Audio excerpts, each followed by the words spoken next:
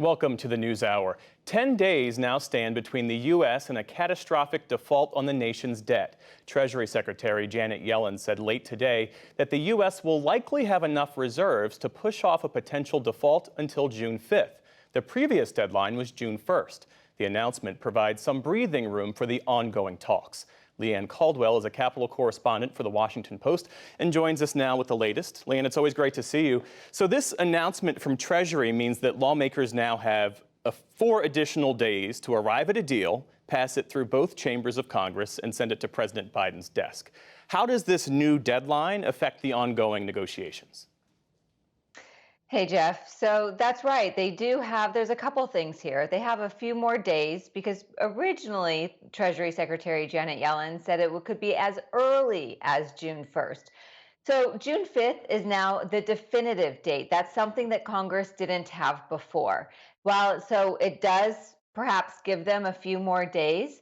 I will say, though, what Republican leadership are saying, Patrick McHenry, the congressman from North Carolina who's helping McCarthy lead these negotiations, told reporters a little bit ago that now his Republican conference, who has been skeptical about the date anyway, now has something definitive.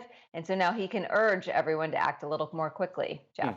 You mentioned the House Speaker Kevin McCarthy. He's been saying for days now that both sides are negotiating in good faith, that progress is happening. But one of the GOP negotiators who's actually in the room doing these talks with the White House, Congressman Garrett Graves, he spoke to reporters earlier today and said there's still a ways to go.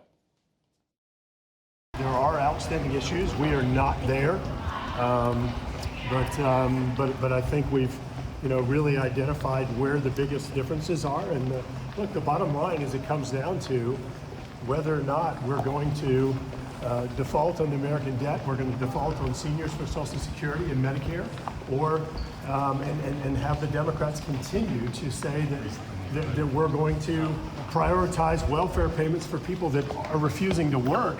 So in that last part there, he's referring to work requirements for some federal safety net programs. That has emerged as a sticking point. What else are both sides negotiating?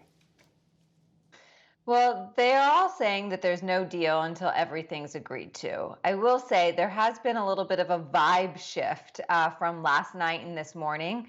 My sources are telling me that they were pretty optimistic that they were going to be able to wrap this up relatively quickly today, maybe tomorrow. Things now, as the day progressed, the afternoon progressed, things seem to have clamped down a little bit. There's not as many good signs. There's not as much talking from the team of negotiators. So, it could be at this crucial point where things are a little bit stuck. They're trying to get those last final details, but work requirements is a big one. This is something that is extremely important to Republicans.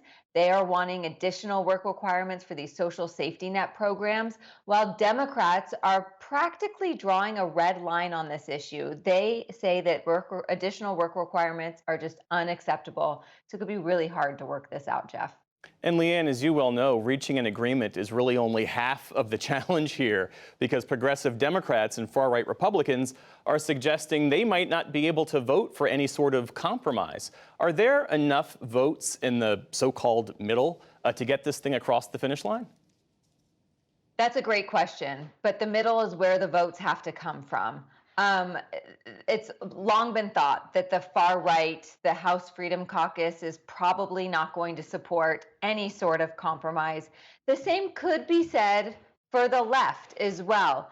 And so that is the challenge that these negotiators have, is finding, we could call it the Goldilocks method, finding the perfect center, not too hot and not too cold, but that perfect combination of things that enables the center to find 218 votes. That's what they need. It's going to come from Republicans, it's going to come from Democrats, and they just have to tweak this proposal, this legislation, in order to find it. We've got about 20 seconds left, Leanne, and we should say there is no backup plan here if they're not able to arrive at a deal. There is no backup plan. They are going to have to arrive at a deal, and they don't have a lot of time because after you get a deal, you have to write legislative text. It has to go through the House of Representatives and then the Senate. That could take some time, Jeff, so we're still many steps away. Leanne Caldwell of The Washington Post, thanks so much for your reporting and your insights. Of course.